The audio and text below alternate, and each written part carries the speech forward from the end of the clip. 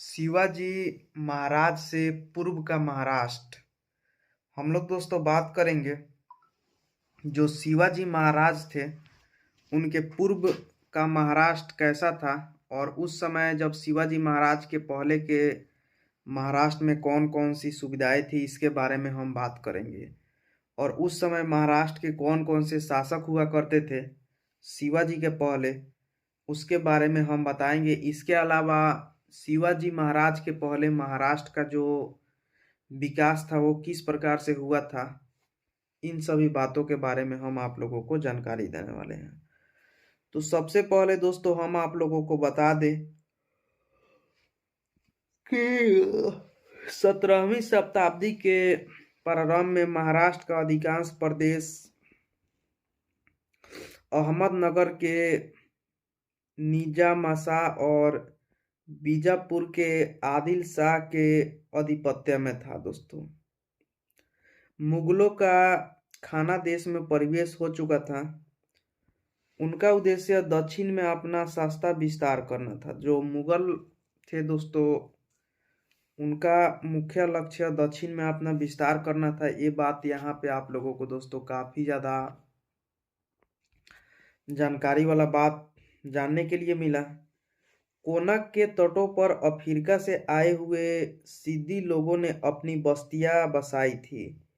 इसी कालखंड में यूरोप से आए हुए पुर्तगाली, अंग्रेज, फ्रांसीसी और डच आदि विदेशी सत्ताओं के बीच समुद्री प्रतिद्वंदिता और पारस्परिक संघर्ष प्रखर होता जा रहा था दोस्तों। ये बात यहाँ पे आप लोगों को दोस्तों काफी ज्यादा महत्वपूर्ण बात जानने के लिए मिला। अब चलिए हम आप लोगों को दोस्तों और सारी बातों को बताते हैं। इसके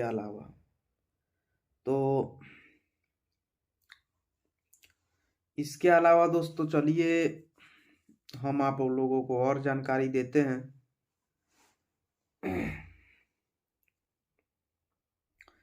तो हम आप लोगों को बता दें कि शिवाजी महाराज के पूर्व के समय में लोगों की बस्ती, प्रज्ञा और शासक के बीच अधिकारी, बाजार, हाट, कारीगर आदि आदि सेतु का कार्य करते थे।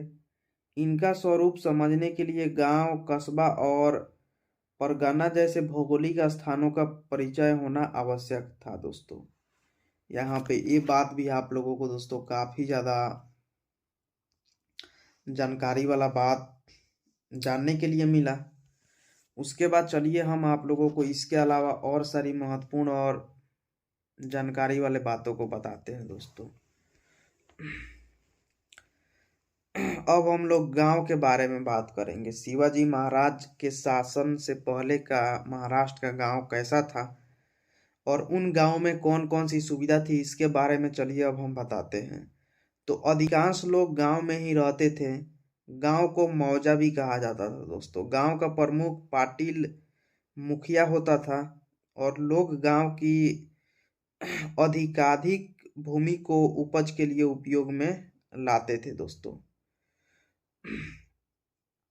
इसके लिए गांव का मुखिया अर्थात पाटिल प्रयास करता। गांव में झगड़ा विवाद होने पर शांति बहाल करने का काम पाटिल करता था दोस्तों। जो गांव का पाटिल अर्थात मुखिया होता था, वो गांव के लोगों को किस प्रकार से विकसित करना है और गांव में जो भी मतलब झगड़ा होता था उन झगड़ा को दोस्तों शांत कराने का कोशिश पाटिल ही करता था, जिस पाटिल को गांव का मुखिया कहा जाता था। अब हम लोग बात करेंगे कस्बा। कस्बा के बारे में चलिए हम आप लोगों को अब जानकारी देते हैं दोस्तों। तो एक बड़े गांव को कस्बा कहते हैं। समांतर कस्बा परागण का मुख्य स्थान इंदापुरा कस्बा, वाई परागण का मुख्य स्थान वाई कस्बा दोस्तों। गांव की तरह कस्बे में भी मुख्य व्यवसाय खेती होता है। जो कस्बा होता है दोस्तों, गांव की तरह भी कस्बा होता है, लेकिन बड़े गांव को हम लोग कस्बा कहते हैं। जिस प्रकार से दोस्तों हम लोगों के गांव में खेती का काम किया जाता है, कृषि का काम किया जाता है, उसी प्रकार दोस्तों उन सभी कस्बों में भी वहाँ के जो लोग होते हैं वे लोग कृषि का काम करते हैं। ये सब बात यहाँ पे दोस्तों काफी ज्यादा आप लोगों को जानकारी वाला बात जानने के लिए मिला। अब हम बताएंगे दोस्तों परगन्ना के बारे में। परगना के बारे में अब हम आप लोगों को जानकारी देंगे। तो चलिए परगना के बारे में हम बताते हैं। तो कई गांवों को मिलाकर परगना बनता था, फिर भी सभी परगनाओं में गांवों की संख्या समान नहीं होती थी। जैसे पूर्ण परागन या बड़ा परागन था, इसमें गांव भी अधिक थे।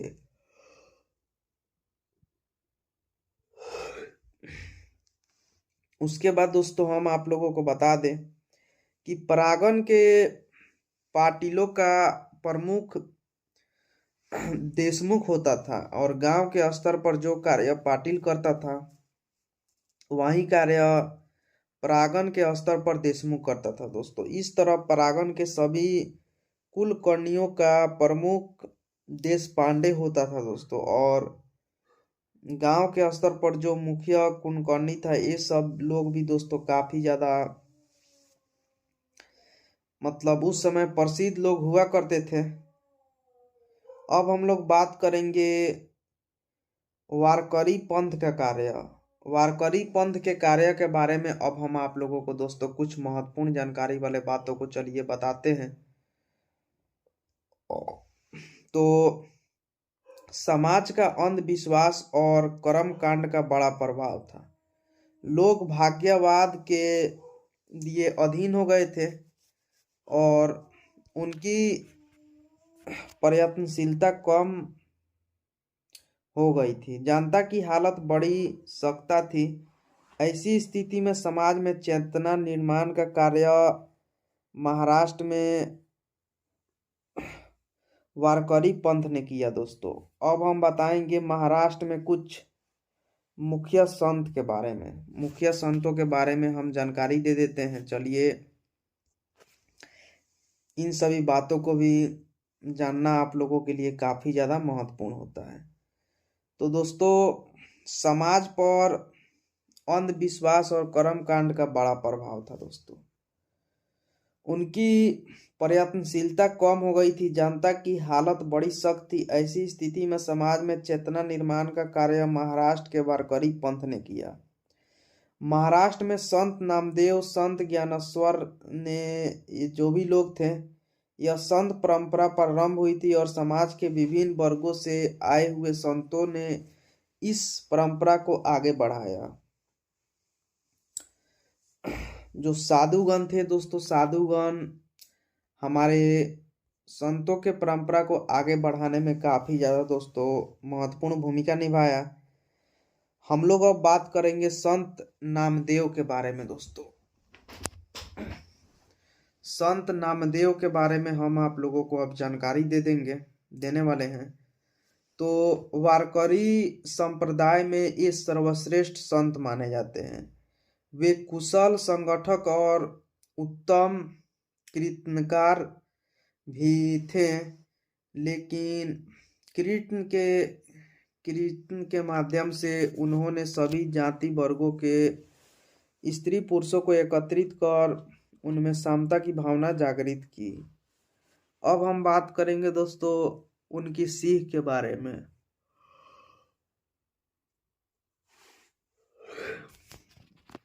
इनकी संत नामदेव की क्या सीख था, इन्होंने लोगों को क्या शिक्षा दिया, क्या सिखा कर गए, इनके बारे में हम बात करेंगे। तो उनकी सीख का प्रभाव अनेक संतों और समाजन पर पड़ा दोस्तों। संत नामदेव अपने विचारों का प्रचार करते हुए पंजाब गए। उन्होंने लिखा कि पद गुरु ग्रंथ साहिब ग्रंथ में समाविष्ट है दोस्तों।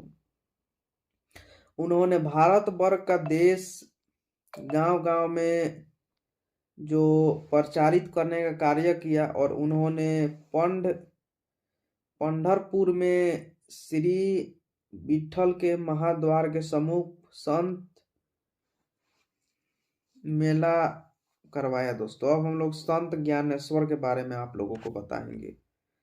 संत दोस्तों ज्ञानेश्वर के बारे में अब चलिए हम आप लोगों को जानकारी देते हैं, जिसके बारे में जानना आप लोगों के लिए काफ़ी ज़्यादा महत्वपूर्ण होने वाला है। तो संत ज्ञानेश्वर वारकरी संप्रदाय के विख्यात संत थे। उन्होंने संस्कृत ग्रंथ भगवत गीता का मराठी में टीका ग्रंथ लिखा। इस ग्रंथ का नाम ज्ञानेश्वरी है। इसे भावार्थ दीपिका भी कहते हैं। साथ ही उन्होंने अमृता अनुभव ग्रंथ की रचना की। उन्होंने अपने ग्रंथों और शब्द द्वारा भक्ति मार्ग का महत्व बताया, और उन्होंने दोस्तों ऐसा जो आचरण है, इस आचरण को धर्म बताया जो आचरण सामंजस्य कर सके। वारकरी संप्रदाय को धर्म की प्रतिष्ठा प्राप्त कर रही थी और उनका जीवन अत्यंत प्रतिकूल प्रतिस्थापित में बीता चुका था। दोस्तों उन्होंने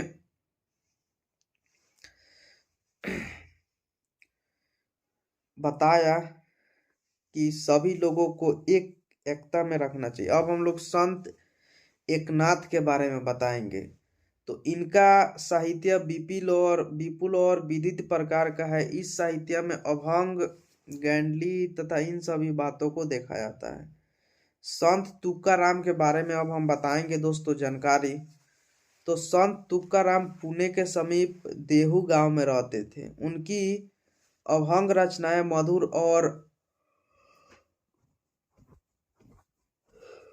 जो प्रसादिक है। उनके अभंगों को श्रेष्ठ कस्बित की गरिमा प्राप्त है। संत तुकाराम द्वारा रचित ग्रंथ मराठी की अमूल्य में आती है। जो संत दोस्तों तुकाराम थे, ये भी दोस्तों काफी ज्यादा महत्वपूर्ण है। ये मतलब इन्होंने जो बातें बताया वो सब बात दोस्तों काफी ज्यादा महत्वपूर्ण बात इन्होंने बताया है दोस्तों।